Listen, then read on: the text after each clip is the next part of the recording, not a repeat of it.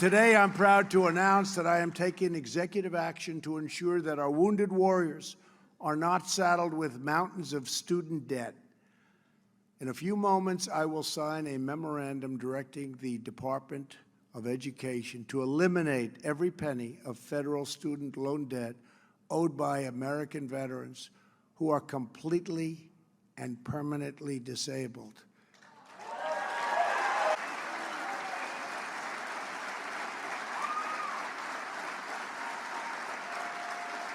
Incredible. Nobody can complain about that, right? Nobody can complain about that. The debt of these disabled veterans will be entirely erased. It'll be gone.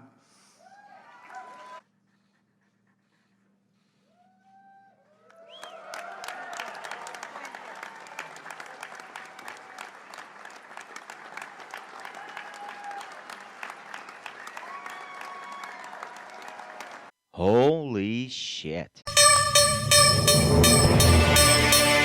It's the faithless logician, dropping what's been missing, coming for the jugular, but not let me catch you slipping. No tool needed other than my mind to dissect these delusions and correct them in real time. The slayer of dogma and baseless assertions don't come with that weak shit or you'll soon need a surgeon. But it's too late for your argument. It's been torn to shred. There is no coming back. It is completely dead. All I need is my brain and my pen to use as I see fit to flay and or mend these inexcusable policies that are impossible to defend. All I need is my brain and my pen.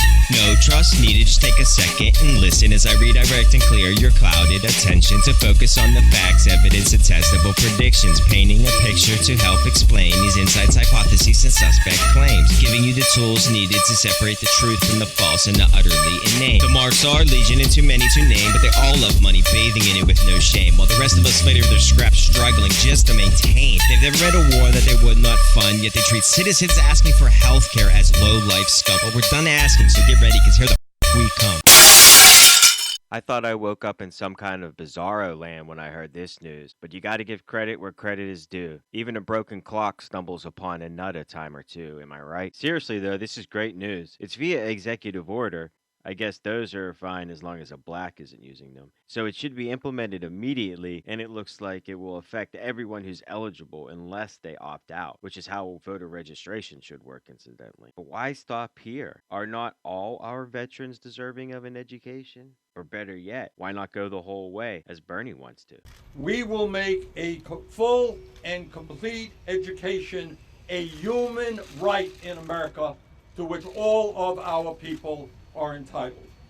This means making public colleges, universities, and HBCUs tuition-free and debt-free by tripling the work-study program, expanding Pell Grants, and other financial incentives. Today, we are entering a proposal which will allow every person in this country to get all of the education that they need to live out their dreams because they are Americans. Further, in the wealthiest country in the history of the world, it is simply not acceptable that our younger generation, through no fault of their own, will have a lower standard of living than their parents, more debt, lower wages, and less likelihood of owning their own homes. That is why this proposal completely eliminates student debt in this country and ends the absurdity of sentencing an entire generation, the millennial generation, to a lifetime of debt for the crime of doing the right thing, and that is going out and getting a higher education. 10 years ago, the United States government bailed out Wall Street after their greed, their recklessness, and their illegal behavior drove us into the worst recession in modern history. Today, the major Wall Street banks are larger than ever, their profits are soaring, and their CEOs receive huge compensation packages.